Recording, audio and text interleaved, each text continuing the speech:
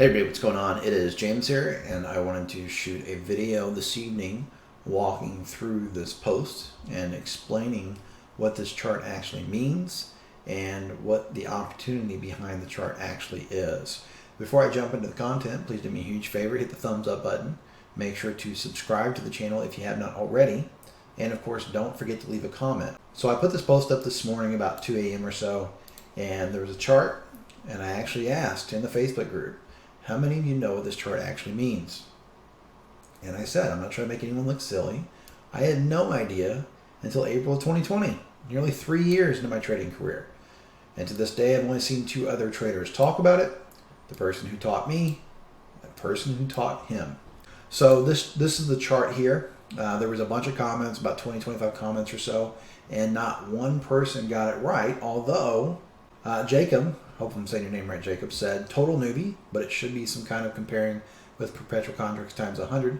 Total newbie or not, he was the closest one until just a little bit ago when one of the people in my Discord actually commented and he knew exactly what it was. So Simon nailed it, of course.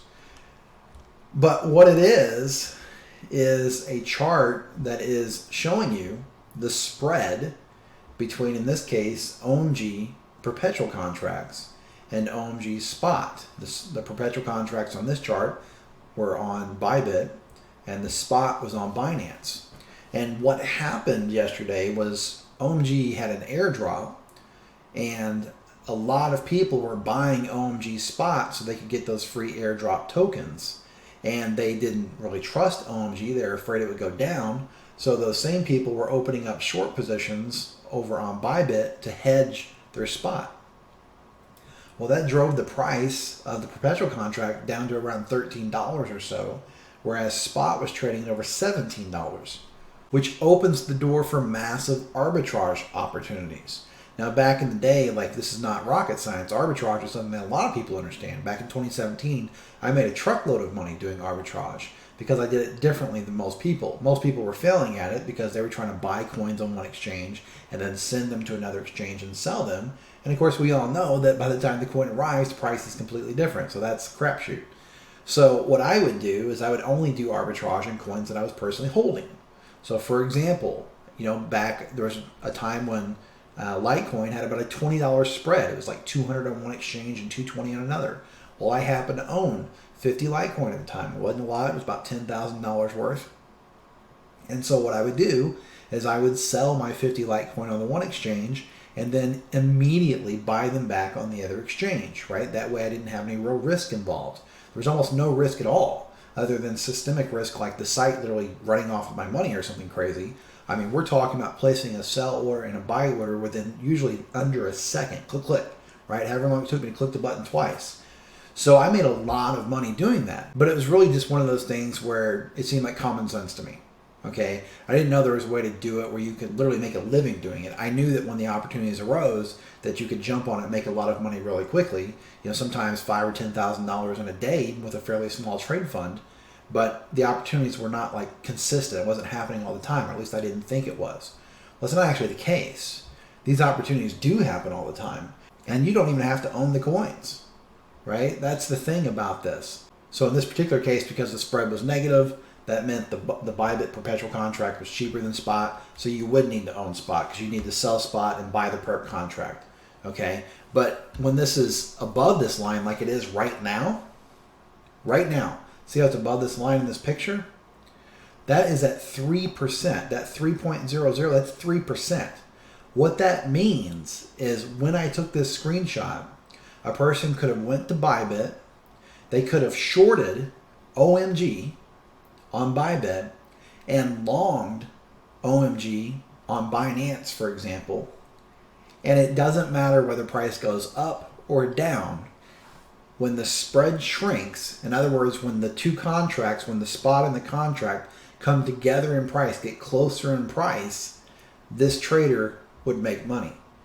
Even if both coins crashed 90%, it wouldn't matter as long as they became closer in price. At this point, there is a 3% price difference. So if they both crash to exactly $1, guess what? The spread goes back to zero and this trader makes 3%. See, this is the way hedge funds, a lot of hedge funds trade spreads because they're not exposed to the markets. If the market goes up 50% or down 50%, it doesn't matter. All that matters is the spread between whatever they're trading. And a lot of stocks have correlations, so people will trade the spreads between those stocks. A lot of tokens have correlations, so you can trade the spread between the tokens. What I like to do is trade the spread between the exact same tokens. In this case, again, perpetual contracts on OMG and OMG spot. Okay? And this is an everyday thing. This is how people, and again, I can't teach you the entire method in one single video. This is a whole course that I did with Donnie back in 2020, right, where we taught this in great detail. We taught, exactly how to do this, exactly what to look for, how to find the best plays, how to work the funding so you're getting paid funding at the same time you're making money in the spreads, etc., right? So I'm not trying to give you the whole nitty-gritty details, but I'm telling you, if you've never seen spreads, if you don't understand what spreads are, you should go out and look this stuff up, maybe buy some books at Amazon or whatever on spread trading, because this is a totally different animal than what 99.99% of people are doing when it comes to crypto. There's almost no risk in this, almost none whatsoever.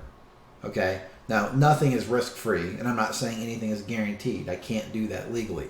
What I'm telling you is that other than systemic risk or some completely freaky black swan type of event, it's very hard to go wrong with spread trading. Very hard. One thing you do need to be mindful of is funding.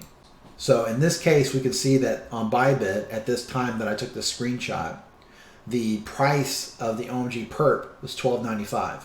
The index price, which is the market price of OMG, was $13. So if you wanted to long the perp and short the market, right, you'd have to actually sell some spot. You'd have to own spot in order to take that trade. You just need to be aware that funding was 0.19%. Okay, so if your spread was 3%, well, that's fine because you're going to make 3% on the spread, but you're going to lose 0.19% on funding. So you're like, okay, I'm going to come out 2.8% ahead. But for example, if funding was 1% and the spread was 1%, well, then you have to be careful because the funding is going to take money out of your spread and you're going to end up breaking even. So for example, last night, OMG was paying out 3% to longs on the perp side.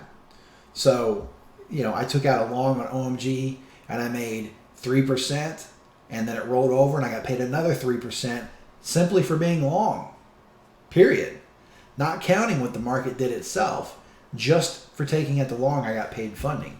So funding is a really big deal and people ignore it. This is one of the things I talked about in a post last week was, I had a hedged Bitcoin short that was making 3 or 4% a month. And I asked people, why would I want to take this short out instead of putting money into the market itself?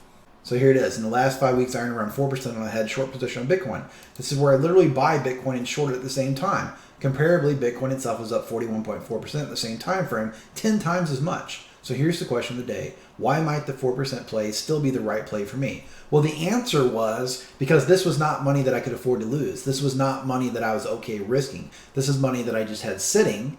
I didn't want to put it into an investment, but I also didn't want it to sit and just lose out to inflation. So instead, I took a hedge position, and I'm sitting there earning, in this case, about 4% over 5 weeks, just for having a long open on Bitcoin on the spot side and a short open on Bitcoin on the perpetual contract side, because funding is paying me. Every 8 hours, I get a funding payment. So, and this is not the only spread. You can do this with all types of stuff. For example, I can do this. Here's NEO.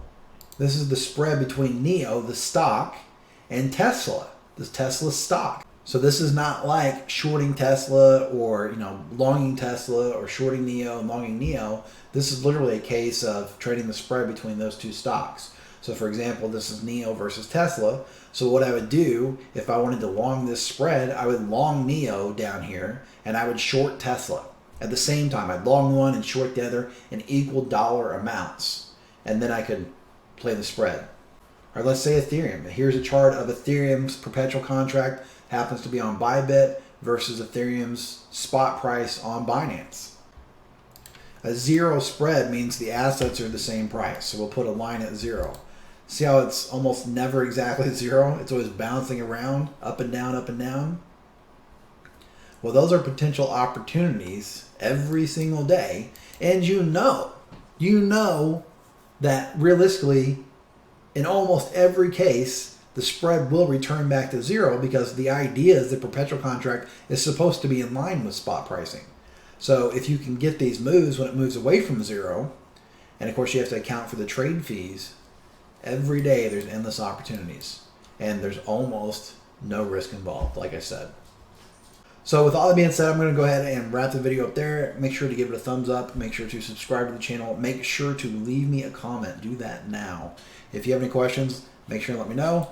And as always, please remember, I am some guy sitting in a spare bedroom, which means that nothing in the video is financial advice. You should always go out and do your own due diligence and seek out professional financial advice from a licensed financial advisor before making any type of investment into cryptocurrency, the stock market, precious metals, or Forex. This is James with Crypto Common Sense, reminding you all to please trade safe.